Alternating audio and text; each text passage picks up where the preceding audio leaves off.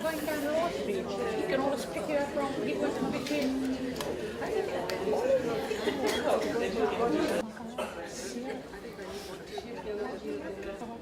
What are you celebrating your country? I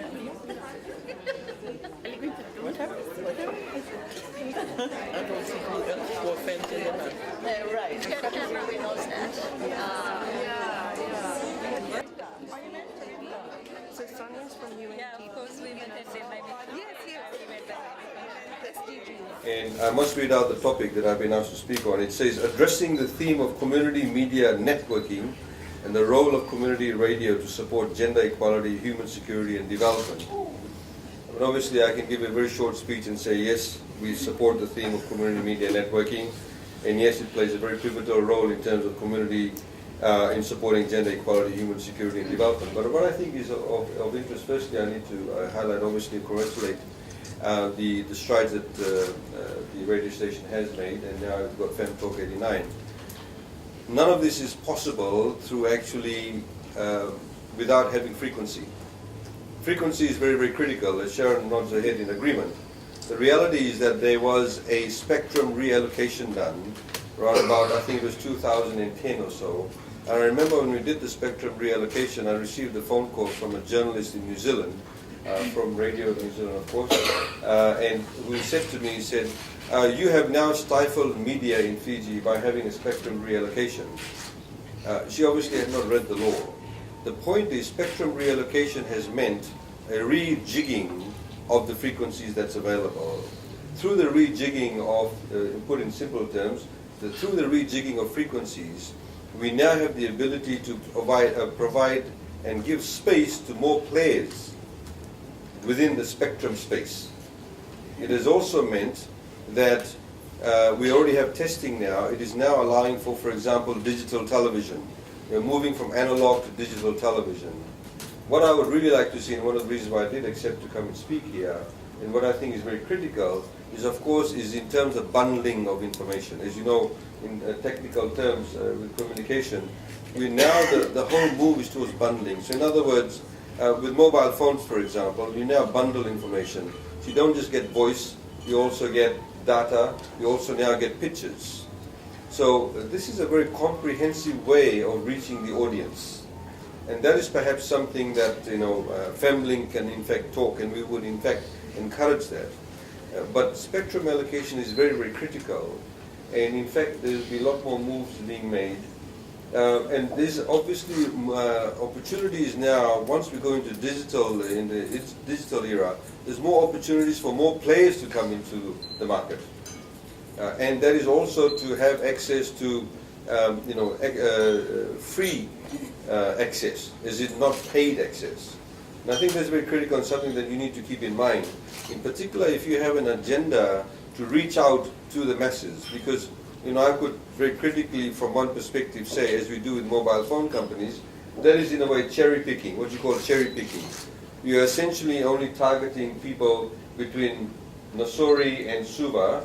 You've got, of course, Lambasa there, but many people say, hey, well, what about the people up in Kayasi? What about the people up in Ra, or Navosa, or Nandi, or Lomo Lomo, whatever the case may be? So, in fact, these are the very people, in fact, who do not have access to information.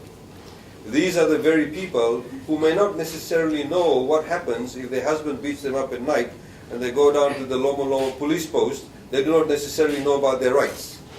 And if you have a police officer who is not necessarily adhering to the provisions in the domestic violence decree, then you're actually stuck. So the whole purpose, from what I understand, of course, is, and I agree with the objective, is to in fact educate people and to give them that information they do not have access to, and to be able to readily access that information. So I think it is very critical to move on to the next stage, to not have cherry picking. Of course, we have some of the donors who are here tonight, and I'm hopefully it's food for thought for them, because these are the areas that you can provide assistance to FemLINK and FemTalk, where we need to be able to reach out. I mean, today I had somebody in my office who was talking about how in one particular town there has been, over the past 2 weeks, a series of domestic violence cases where the police have just simply not adhered to the provisions in the domestic violence decree. There's been a complete laxity on their part to implement it. And so, for example, when one of the women who's turned up in the middle of the night after walking 3 kilometers after being bashed up to this particular police station, they told her, well, why don't you go and get a medical report now before we actually take your complaint. Now, it is their responsibility under the law to actually take them to the police station.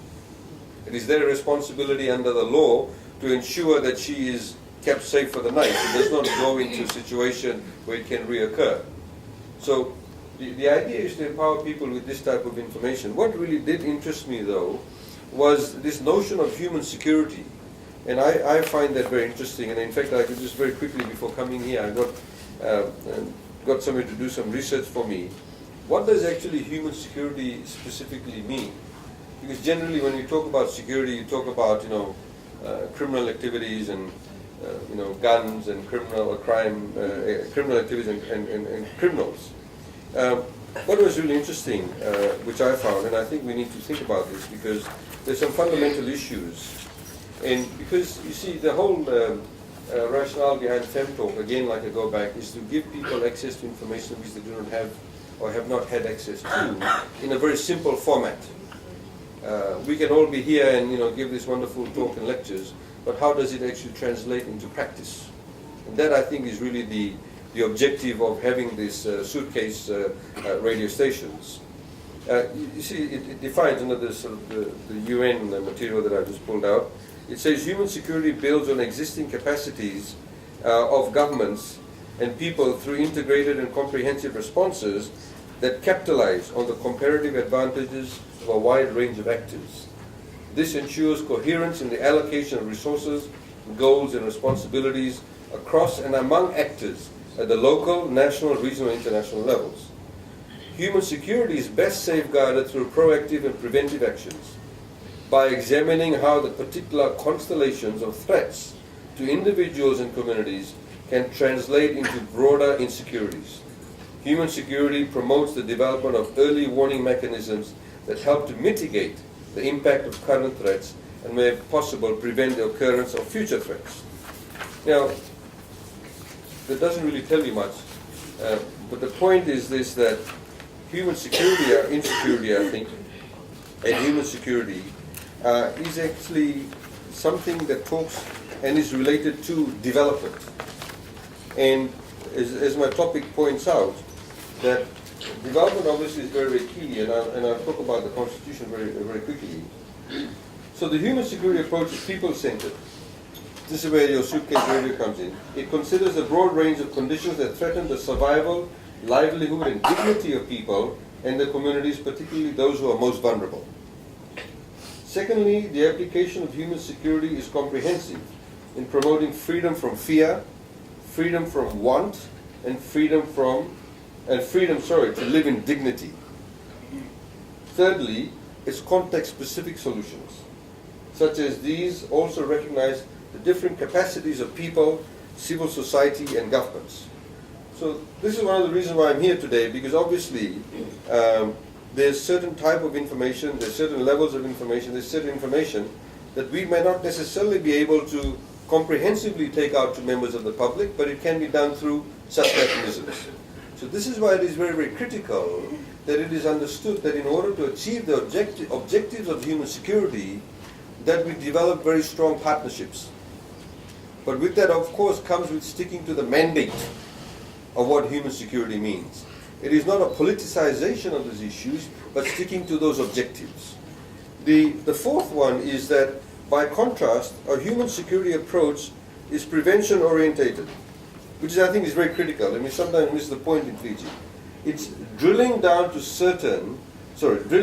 ascertain the real causes of challenges to the human condition and building solutions to these threats that are in themselves sustainable, resilient, offering people flexible means to avert similar situations.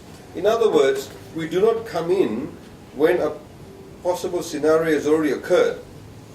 Or if scenarios keep on occurring, we actually must step back and say, well, hang on, how the hell is this thing happening over and over again? So some people may contextualize and say, Why have we had 4 coups in Fiji? What is the real reason behind this? Why do we keep on having, for example, at another basic level, is why do we have a high incidence of domestic violence or teenage pregnancies? We need to get to the actual, some would call the epistemological basis of why certain things are. What is the reason behind it? And fifth, lastly, it says human security approach therefore brings protection and empowerment measures into a framework that can better address complex challenges to the human condition. So, I think community radio stations provides a wonderful opportunity to be able to bring these issues, talking about, for example, human security issues, and indeed development issues, in a very simple and practical manner. For a lot of people, for example, if domestic violence is an issue in that community or for that particular person, they are concerned about that. But of course, as we all know, all human challenges do not necessarily operate in isolation. There are many tangible linkages. There are many, not necessarily ancillary issues, but some real issues that affect the cause and effect of a particular situation that does arise. So I would, rather than sort of standing here and going into some deep philosophical discussion about it, what I would say that we are very much supportive of the community broadcast, and indeed we have created the space and the spectrum to be able to allow more such stations to be given birth to. But I think what is also critical is that there needs to be coordination. I always have to say this in a room full of people where it may not necessarily be politically correct to say that. But I know that there is, a push for donor funding, etc. But please, at the end of the day, irrespective of whichever NGO you belong to, you must have one concerted objective. Some of you may deliver it through drama, some of you do it through radio, some of you deliver it through, appearing before standing committees or whatever the case may be. But the point is that the objective is to have one concerted effort towards addressing many issues. And I've said this before in a forum last week, where we had a member of parliament who, for example, talked about how women should not box. Women need to stay home and be cuddled. That was actually said in parliament. Now, obviously, the female members of parliament from our side of the house actually stood up and objected to it and said that, some of them tried to explain and say, well, these women do box and they box with other women, they don't box with other men, and they all box within the weight division, etc. But the point is that you had only one women's NGO that actually came out and gave a critical assessment of the statement that was made by this member of parliament. And that was the Women's Crisis Center. No other women's group actually came out and made a statement. Now, that actually bothered me, because the point is, why didn't they? If the objective is to say that women have equal rights, if the objective is to raise a particular level of consciousness in society, to say that women should not be all kept home and cuddled and loved and perhaps beaten up later on, then they should have all come out and spoken about it. The question that came to my mind was it because it was someone from the opposition who made the comment? That's why they did not make any comments. So I think, you see, we need to be very objective about these type of issues. And it goes back to my earlier point in terms of, if you have a particular mandate to further, for example, in this case, which is my topic about gender equality, human security and development, then we all need to stick to it. And I think that therefore then builds the credibility of that particular organization and indeed of a particular radio station, as the case may be. So, ladies and gentlemen, that's my little contribution for tonight. And I'd like to congratulate FemLINK and of course FemCook and the trustees for the work that's gone into bringing it up to the particular stage it is. We are obviously here to contribute and work together with the FemLINK. And I think it's very, very critical that we have all the participants and different actors within society to address some very fundamental issues and problems that we do have. The question of human dignity, of course, is very, very critical for a government, from a government perspective, which includes things like housing, addressing issues of poverty, addressing issues of unemployment or getting employment. We have a very, very young population. We also have some very, very misplaced values that are in our society that stops us from discussing many issues, in particular facing women in a very open and transparent manner. Whether it's to do with sexual intercourse, whether it's to do with equality, whether it's to do with rights of women vis-a-vis religion, culture. These are some very real issues that need to be discussed. And unfortunately, it does not get discussed as openly as we think that it should. And it is again up to the civil society to drive and push the boundaries of these discussions. Thank you very much. Kunaka, have a good evening.